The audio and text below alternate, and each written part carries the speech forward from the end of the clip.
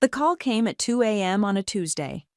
I was still at my desk, spreadsheets burning my retinas, when Mom's ringtone shattered the silence. My stomach dropped. She never calls this late. "Harper, baby, I'm so sorry to wake you." Her voice trembled. I heard Dad in the background, his usual stoic tone cracking with what sounded like, was he crying? "What's wrong?" I sat up straighter, fully awake now. "The furnace, it's completely dead. And the roof, oh God, Harper, it's been leaking for months. We tried to handle it ourselves, but..." She broke into sobs. "We're drowning. The bank. They're talking foreclosure." I'm Harper, by the way. 29, financial analyst, and apparently the family's perpetual safety net. The responsible one. The strong one. The one who's been working 60-hour weeks for 3 years to save for her own house, but who's about to do something monumentally stupid. "How much?" I asked, already pulling up my banking app. Dad came on the line. "Princess, we can't ask you." "How much, Dad?" The silence stretched. Finally, 27,000. My entire house fund. Every extra shift, every skipped vacation, every brown bag lunch. I stared at my laptop screen, at the bookmark labeled Dream House Listings. "The contractor needs half up front," Mom added quickly. "We've tried everything else. Your father's been picking up extra shifts at the warehouse, but his back..." "I'm transferring it now," I said, fingers moving automatically. "Text me the account number." More crying, more gratitude. Dad's voice thick with emotion. "You're an angel, sweetheart. We'll pay you back every penny, I swear." I ended the call and sat in my dark apartment, watching the confirmation screen blink. $27,000. Gone. But they're my parents, right? What else could I do? The next morning, I called my boyfriend Max. "You did what?" He nearly choked on his coffee. "They needed help," I said, defensive. "You should have heard Dad crying." "Babe, that was your house fund. We were going to look at that Craftsman next weekend." "I know." I pressed my forehead against the cool kitchen counter. "But they're about to lose everything.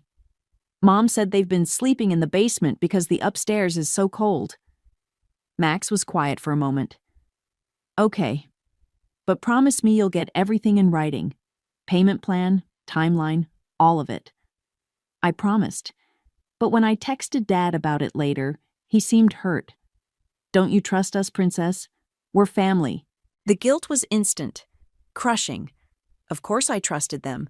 They'd raised me, sacrificed for me. Asking for paperwork felt wrong. 3 weeks passed, radio silence from my parents, but I assumed they were busy with contractors. I threw myself into work, trying not to think about my decimated savings account. Then came the Instagram notification. Sage Ortiz tagged you in a post. My sister. Whatever. Probably another inspirational quote or smoothie bowl. I almost didn't check it. But I did. The first photo? Saige in a flowing dress, twirling in front of the Coliseum. Caption: "Roma, I'm in love." My thumb froze. What? I scrolled. Photo after photo appeared. Saige in a gondola in Venice. Saige wine tasting in Tuscany. Saige at the Trevi Fountain, at the Spanish Steps, at some coastal town I couldn't pronounce. Caption: "Can't believe I'm living my bucket list dream, thanks Mom and Dad." The timestamp. 2 days after my transfer. My phone slipped from my numb fingers. The room spun. $27,000. My house fund. Their emergency. Her dream vacation. I called Mom. Straight to voicemail. I called Dad. Same thing. I texted both. "Need to talk about the house repairs." "Now," Mom replied an hour later. "Oh, sweetie, it wasn't that expensive to fix. Don't worry about it." I stared at my phone, bile rising in my throat. The furnace, the roof, the foreclosure, the tears. All of it, every single word, had been a lie. My hands shook as I opened my banking app again. The transfer was there, mocking me. Emergency house repairs. Mom and Dad, Except it wasn't for repairs. It was for my little sister's Italian adventure. The Golden Child's bucket list trip, funded by the responsible daughter's dreams. My phone buzzed. Another Instagram notification. Saige, posting a sunset over the Amalfi Coast. Blessed best parents, ever living my best life. Something inside me snapped. Clean and sharp, like a bone breaking. They wanted to play games? Fine. I opened my laptop and started taking screenshots. Every lie, every text, every transfer. My hands weren't shaking anymore. This wasn't over. Not by a long shot. I spent the next 3 hours in a social media spiral, screenshots piling up like evidence at a crime scene. Every photo, every location, every timestamp. It was all there, documenting exactly how my parents had spent my house fund. My phone rang. Max. "You're scaring me," he said. "You've been liking posts from 2 years ago. What's going on?" They lied. My voice sounded strange, distant. The furnace wasn't broken. The roof wasn't leaking. They took my money and sent Saiji to Italy. Silence. Then, "I'm coming over." While waiting for Max, I dug deeper. The trip wasn't just Italy. There were posts from Greece, too. Shopping bags from designer stores. 5-star hotels. Each photo felt like a slap. A memory surfaced. Mom's voice from my childhood. "Saigi deserves more because she's sensitive and you're strong." I pulled out my old journals from the closet, flipping through pages of teenage angst until I found it. There it was, written in purple gel pen. "Mom says Saig needs more support because she's delicate. I guess being responsible means I don't need anything." Max arrived with coffee and a determined look. "We're calling them. Right now. Speakerphone." Mom answered on the 4th ring. "Harper, what a surprise. How was the contractor, Mom?" My voice was ice. "Oh, they did a wonderful job." "Really?" Because Saige's Instagram shows her drinking Prosecco in Venice exactly 2 days after I transferred my money. "The money you said was for emergency repairs." Silence. Then, "Sweetie, you don't understand. Try me. We had already planned the trip for Saige. She's been so stressed with work lately, and you know how sensitive she is. So you lied to me? Pretended you were about to lose the house? Harper, please." Her voice shifted, honeyed and manipulative. "We were going to pay you back. We just needed to make sure Saige got her dream trip first. You're so good with money. We knew you'd understand." I hung up. Max touched my shoulder. "Call your dad." Dad picked up immediately. "Princess." "Don't." My voice cracked. "Don't you dare call me that." "We just wanted to surprise Sage," he said, as if that explained everything. "You don't understand how much pressure she's been under." "And what about my pressure?" The words exploded out. "Working overtime, skipping vacations, eating ramen to save money. Did you think about that when you were booking 5-star hotels? That's different. You're stronger than—" "If you say I'm stronger than Saige, I swear to God." "We're going to pay you back," he interrupted. "Every penny. We had to prioritize her. Like always." I laughed, a harsh sound. "You know what's funny? I actually believed you were crying that night. Real tears, over a fake emergency." "They weren't fake," he protested. "We were worried about disappointing Sage." Click. I couldn't listen anymore. My phone started buzzing with texts. "Mom, please understand. We love you both equally." Dad, "Princess, call me back. We can explain everything." Sage, "OMG, why are you being so dramatic? Mom and Dad said they're paying you back." I blocked them all. Max watched me, concerned. "What are you going to do?" I opened my laptop again, pulling up the email thread with my parents from that night. Their desperate plea. My immediate response. The transfer confirmation. "First," I said, "I'm calling Christine." "Your lawyer friend?" "Yeah. Because this wasn't just lying. They committed fraud. They got money under false pretenses. Are you sure you want to go there? They're your family. No. I turned to him, something cold and certain settling in my chest. Family doesn't do this. Family doesn't manipulate and steal and gaslight. This ends now. My phone buzzed again. A new Instagram post from Saj. Some people are just jealous of others' happiness. Blessed Akust Sak unbothered. I took a screenshot. More evidence.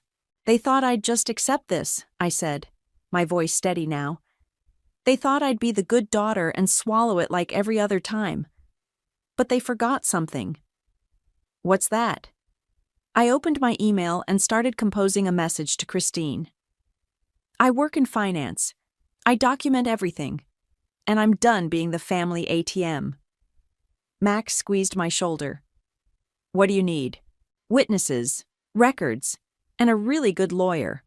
I hit send on the email. They wanted to play favorites? Fine. Let's see how they like it when their strong daughter stops being so understanding. The reply from Christine came almost immediately. Come to my office first thing tomorrow. Bring everything. Game on. Christine's office smelled like leather and expensive coffee.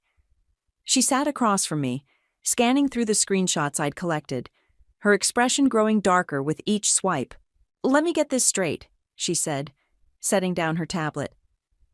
They called you at 2 a.m. crying about imminent foreclosure and emergency repairs? Yes. But there were no repairs. None. She leaned back. And 2 days after you transferred the money, your sister was posting from Italy? Venice, specifically. I pulled up the timestamp. First-class tickets, according to her Instagram story. Christine started taking notes. Did they sign anything? Any acknowledgement of the loan? Dad texted me an IOU the next day. I showed her the message. We'll pay back every penny, princess. Promise. Good. That's something. She tapped her pen against the desk. But there's something else bothering me. Pull up your banking records from the past few years. I logged into my account while she called her assistant. Sarah, get me everything you can find on home equity lines for Parker and Desiree's address. 20 minutes later, Christine's face went rigid. Harper, look at this. She slid a document across the desk. A home equity line of credit application from 3 years ago. My signature was at the bottom. I never signed this, I said, staring at the familiar loops and curves. I would remember. Think carefully, Christine interrupted. Did they ever have you sign anything? Maybe a stack of papers? Insurance documents? The memory hit like a punch to the gut. Mom said, she said it was to add me to their life insurance. My hands started shaking. I was 26. They brought the papers to my apartment, said it was just routine. Christine's jaw tightened. They forged your signature on some documents and had you unknowingly sign others. You're listed as a co-signer on a $150,000 home equity line. The room spun. What?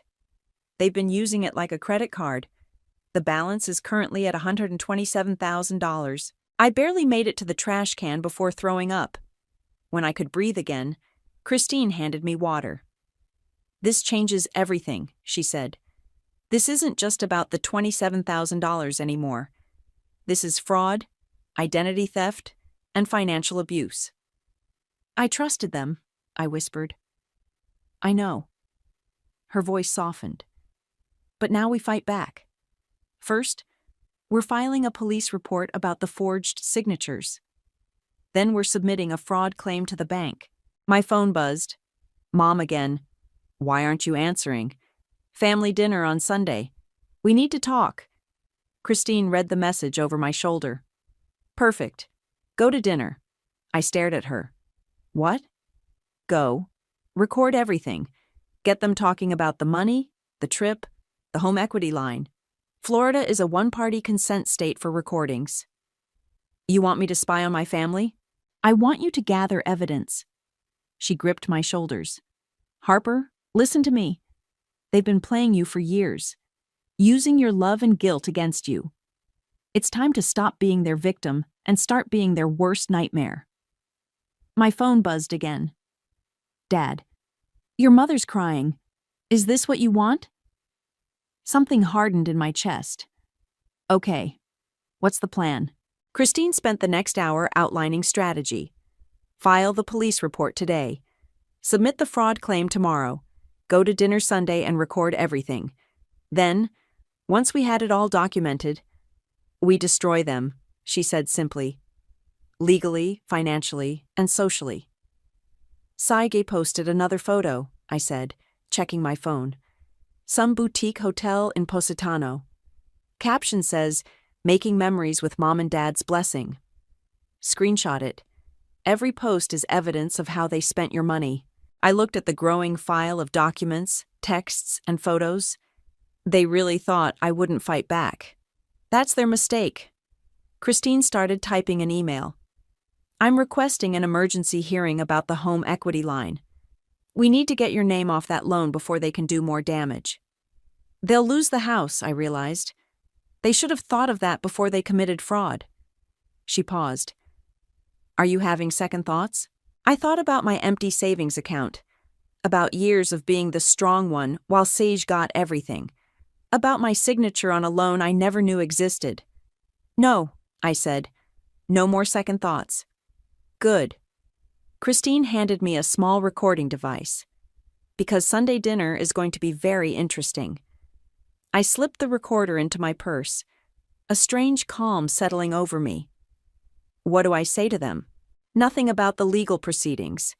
Just let them talk. People reveal a lot when they think they're in control. As I left her office, my phone lit up with a new Instagram notification. Sage, on a yacht. Last day in paradise. So blessed to have parents who make dreams come true. I saved the post, added it to the evidence file, and smiled. Let them think they've won. Sunday was coming, and with it, the beginning of their nightmare. Sunday arrived with the weight of a funeral. I parked outside my parents' house, the recorder already running in my purse. Through the window, I could see Saiji showing off photos on her phone. Mom and Dad crowded around her like proud peacocks. Max squeezed my hand. You don't have to do this. Yes, I do. I touched the recorder. For every Christmas, I got practical gifts while Saige got designer bags. For every school trip I couldn't afford while she went to cheer camp. The front door opened before we reached it. Harper! Mom rushed forward, arms wide. We've missed you. I let her hug me, feeling nothing. Behind her, Saji barely looked up from her phone. Finally decided to stop being dramatic? She asked, scrolling through photos. Dad emerged from the kitchen. Princess, come see the new... Don't call me that, I said quietly. The room froze. Mom recovered first. Dinner's almost ready. I made your favorite lasagna. Saigi's favorite, I corrected. Mine is chicken parmesan. Another awkward pause. Dad cleared his throat. Well, sit down. Saiji was just showing us pictures from the Amalfi Coast. Perfect. I sat positioning my purse carefully. Tell me about the trip, Saij. It looked expensive. Oh my God, it was amazing. She launched into a detailed description of every hotel, every restaurant, every tourist trap. The gondola ride alone was like 300 euros. Wow. I kept my voice neutral. That's quite a budget. How did you afford it? Mom's fork clattered against her plate. Harper. No, I'm genuinely curious. I smiled. I mean, you told me you were facing foreclosure, that the furnace was dead. Remember, Mom? You were crying? Saige looked up. What? They didn't tell you? I turned to her. They called me at 2 a.m. begging for money to save the house. I gave them my entire house fund. $27,000. I checked my phone. 2 days before your first post from Venice. The color drained from Mom's face. We were going to explain. When? I cut in. Before or after Saij posted about her dream vacation? Before or after I saw the receipts from Gucci? Dad stood up. That's enough. No, it's not. I pulled out my phone. Remember when Saiji crashed her car last year? You said you needed help with the insurance. $3,000. But according to her Instagram, that same week, she got a Chanel bag for her birthday. Saiji shifted uncomfortably. That's different. Or sophomore year of college, I continued. When I had to co-sign for your student loans because mom and dad said they couldn't afford tuition? Funny, because they paid yours in full. You're stronger than your sister, Mom interjected. You've always been able to handle what? My voice cracked. Being lied to? Being stolen from? Being treated like an ATM while you pamper her? We love you both equally, Dad insisted. Really? I pulled up another screenshot. Is that why you opened a Saige's wedding fund account last year? $20,000 set aside for her future wedding while you were forging my signature on loan documents? The room went silent. Mom's face turned gray. How did you know about that? She whispered. I know everything. I stood up, hands steady. The home equity line you tricked me into co-signing. The credit cards you opened in my name when I was in college. Every lie, every manipulation, every time you chose her over me. Saig started crying. Right on cue. Mom rushed to comfort her. See what you've done? Dad growled. You're upsetting your sister. I laughed. A hollow sound. Of course. Protect precious Saig. Heaven forbid she face consequences. We were going to pay you back, Mom pleaded, still holding Saig. When? After the next vacation? The next shopping spree? I grabbed my purse. You know what the worst part is? I would have helped if you'd just been honest. I would have given Sage money for her trip if she'd asked. But you chose to lie, to manipulate, to steal. We didn't steal, Dad started. Save it for the judge. Mom's head snapped up. What? You heard me. I headed for the door, Max right behind me. Check your mail tomorrow. And Sage? I'd delete those Instagram posts if I were you. They're great evidence of fraud. You wouldn't, Mom gasped. We're family. I turned back one last time. Family doesn't steal from family. Family doesn't lie and manipulate and gaslight. You're not my family. You're just people who raised one daughter and used the other as a bank. As we drove away, my phone exploded with notifications. Mom begging me to come back. Dad threatening to disown me. Saga calling me jealous and cruel. I turned off my phone and touched the recorder in my purse. Did we get enough? Max nodded grimly. More than enough. Good. I watched my childhood home disappear in the rearview mirror. Because tomorrow, the real fun begins. Christine's office was buzzing with activity when I arrived Monday morning. 3 paralegals huddled around a computer, transcribing my dinner recording. Christine sat at her desk, phone pressed to her ear, nodding grimly. Yes, Your Honor, the evidence of fraud is substantial. She gestured for me to sit. We're requesting an emergency hearing. Yes, I understand. Thank you. She hung up and turned to me. The judge is seeing us tomorrow morning, but that's not why I called you in. She slid a folder across her desk. Look what we found. Inside were bank statements, loan applications, and property records going back 15 years. My hands started shaking as I read. They've been doing this for years, Christine said quietly. That college fund your grandmother left you? They drained it when you were 17. The money was transferred directly to Saiga's car dealership. The room tilted. What? There's more. Remember that summer job you had at 16? The checks were deposited into an account with your name on it. But look at the withdrawal patterns. I stared at the statements. Weekly withdrawals. Always the same amount. Always transferred to Saige's dance studio. They used my paychecks to pay for her ballet lessons? Christine nodded. And that's just what we've found so far. We're still digging. My phone buzzed. A text from an unknown number. Harper, it's Spencer, your cousin. We need to talk. I know things about your parents. I showed Christine the message. Call him, she said immediately. On speaker. Spencer answered on the first ring. Thank God you called. I've been carrying this guilt for years. What guilt? About your college fund. The real one, not the fake story they told you. My heart stopped. What do you mean? Your dad's brother, my father, was the executor of your grandmother's estate. There was a significant college fund set up for you, over $100,000. The room started spinning again. Christine grabbed my arm to steady me.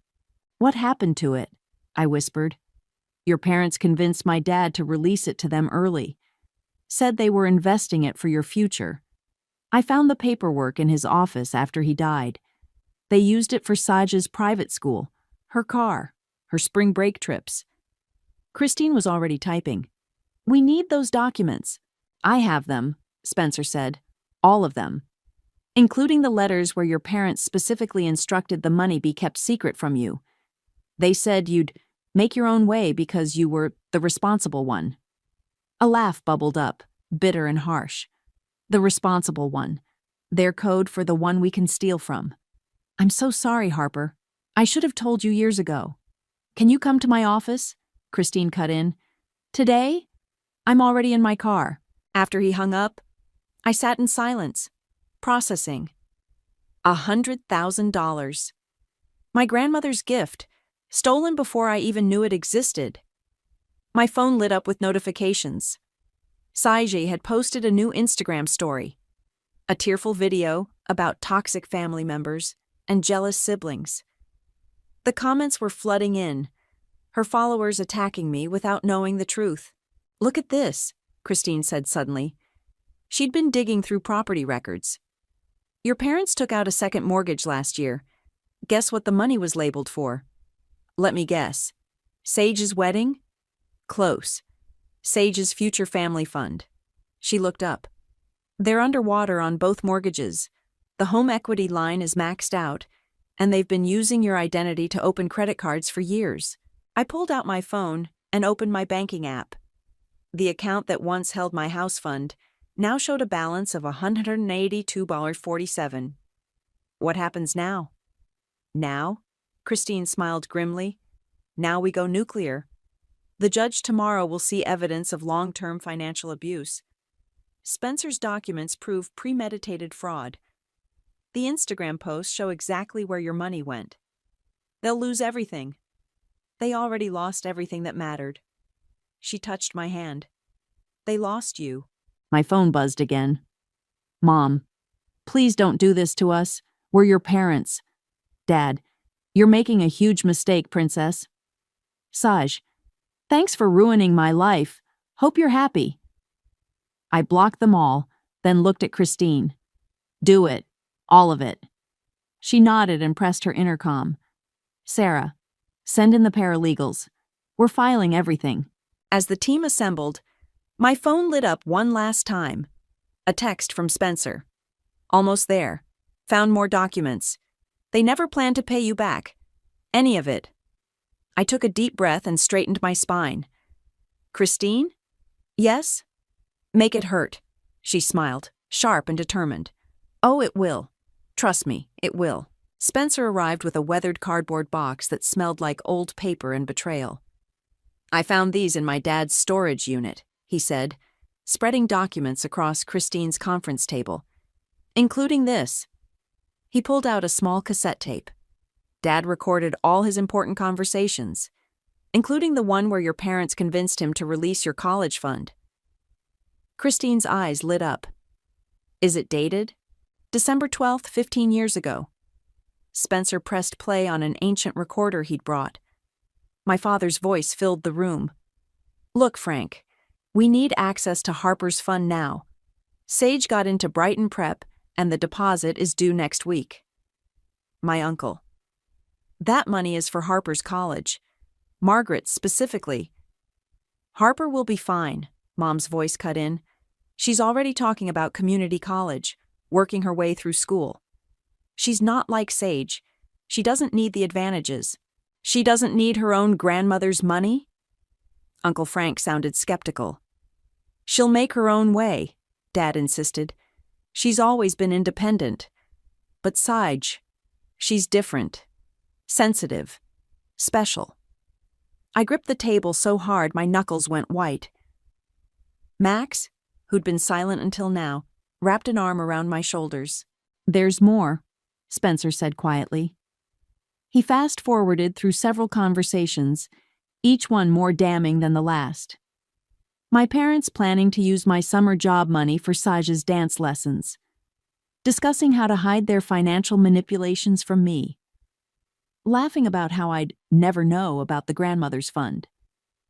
Christine's team was taking notes furiously. "This is better than we hoped," she said. "Clear evidence of premeditated fraud spanning years." "Wait." Spencer pulled out one last envelope. "This is the worst part." Inside was a letter, dated just 3 months ago. My mother's handwriting. "Dear Sage, the house will be yours when the time comes. We've arranged everything so Harper can't contest it. She doesn't deserve it anyway. She's never appreciated family the way you do. Besides, she'll be fine on her own. She always is. Love, Mom." The room went silent. Even Christine looked shocked. "They were planning to write me out completely," I whispered, "after everything they took from me." "There's something else you should know," Spencer said. "Last Thanksgiving, I overheard them talking about your house fund. They never intended to pay you back. They were counting on you feeling too guilty to demand it." My phone buzzed. A group text from Mom to the extended family. "Our dear Harper has turned against us. She's trying to destroy our family with false accusations. Please pray for her troubled soul." The responses poured in. Aunts and uncles taking sides, cousins choosing teams, my parents' carefully crafted narratives spreading like poison. That's it. I stood up, something cold and certain settling in my chest. I'm done being quiet. I opened my laptop and started typing. "Dear Reddit, I need to tell you how my parents stole my future to fund my sister's dreams." Max read over my shoulder. "Are you sure about this? They want to control the narrative," I kept typing. "Let's see how their story holds up against bank statements and recorded confessions." Christine nodded approvingly. "The truth is your best weapon now." I wrote everything. The midnight call, the fake emergency, the Italian vacation, the stolen college fund, the forged documents, the years of manipulation, the recorded proof. "Add the screenshots," Spencer suggested. "Show them Saiga's Instagram post next to your bank transfers."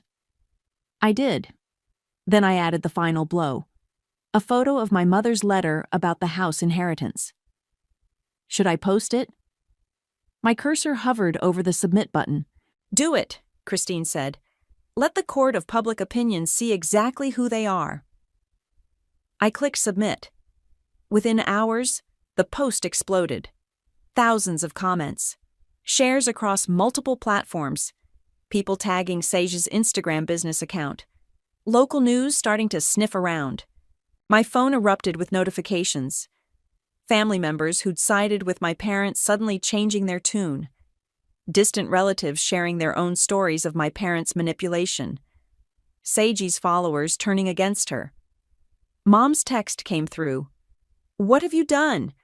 Take it down immediately." Dad, "You've destroyed our reputation."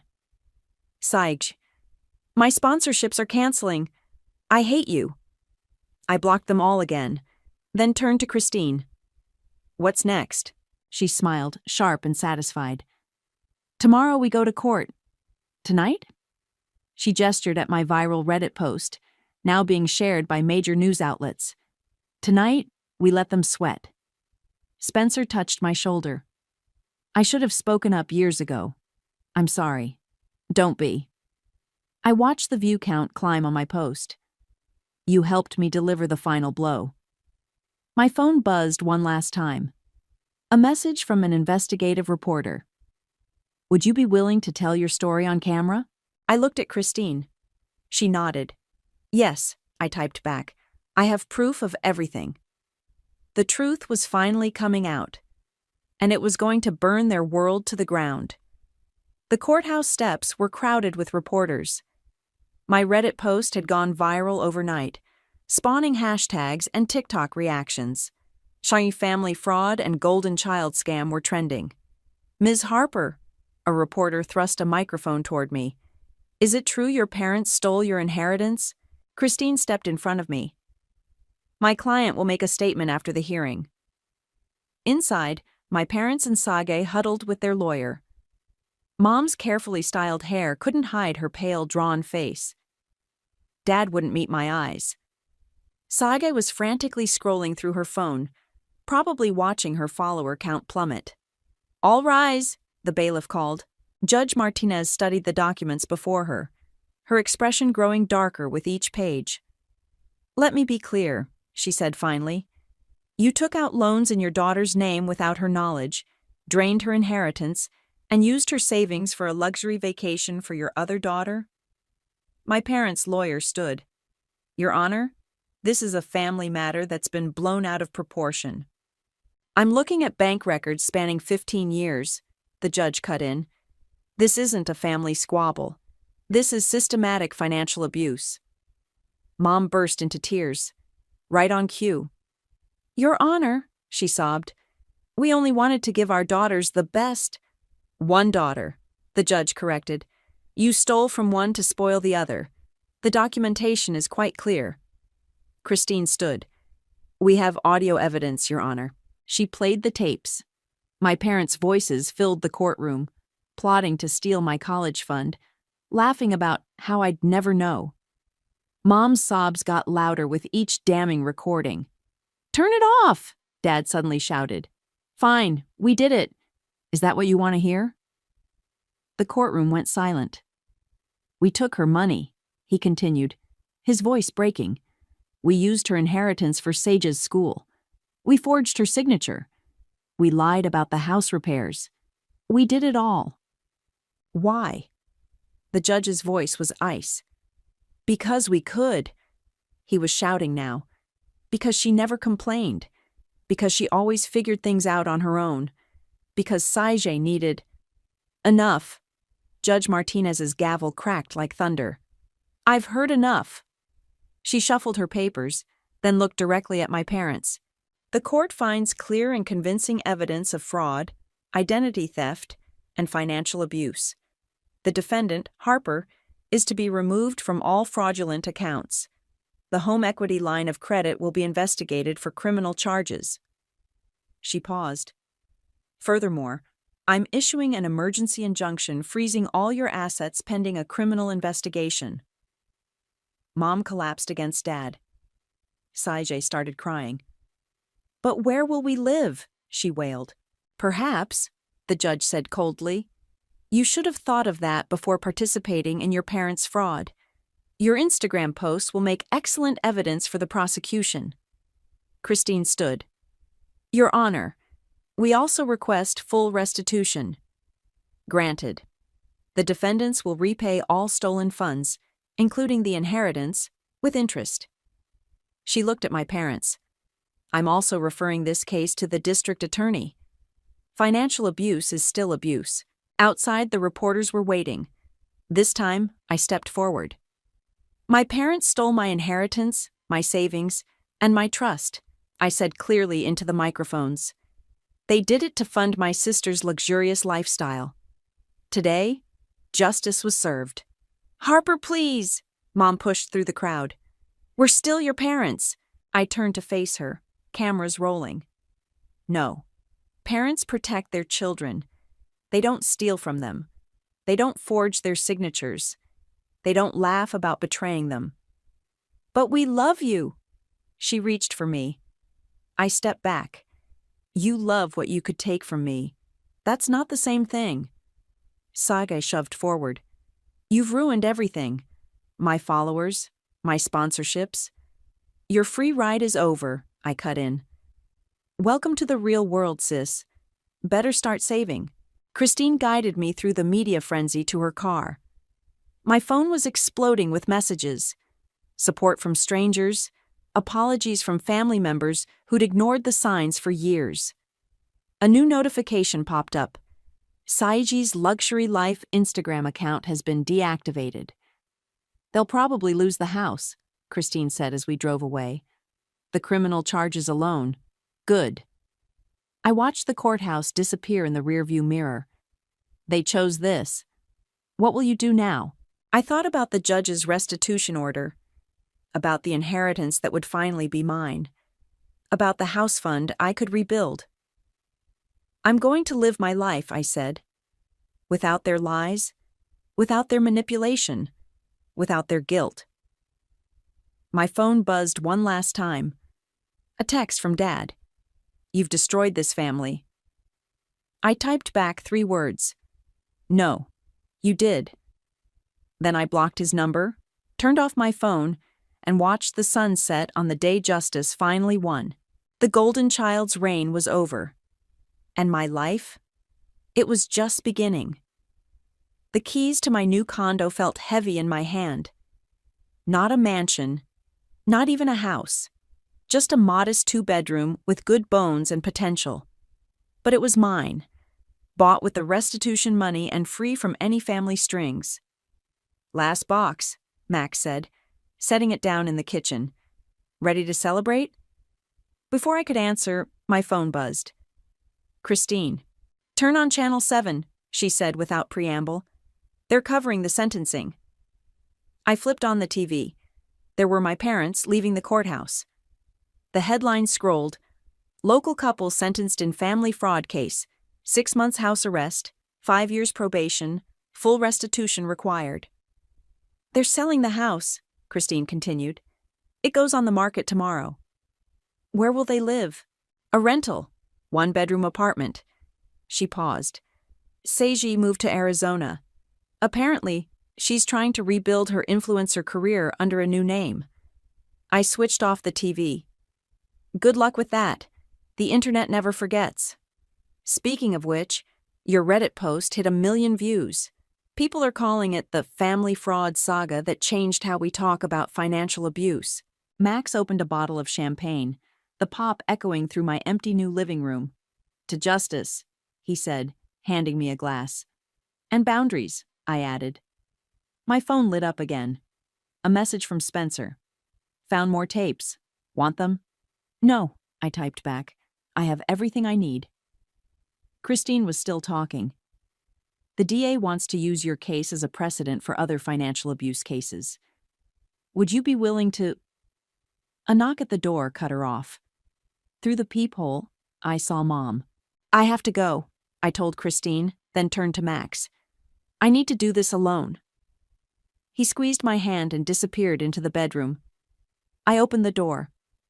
Mom looked smaller somehow, her designer clothes replaced with department store basics. Harper, she whispered, please. Why are you here? We're selling the house. I thought, maybe you'd want some of your old things? I don't want anything from that house. She pulled out a small box. Not even this? Inside was my childhood journal. The one with the entry about being strong, while Seiji was sensitive. I read it, she said. All of it. Every entry where you wrote about feeling less loved, less valued. Her voice cracked. We did that to you. We made our daughter feel worthless. Save the tears, Mom. The cameras aren't here. I deserve that. She set the box down. I deserve all of it.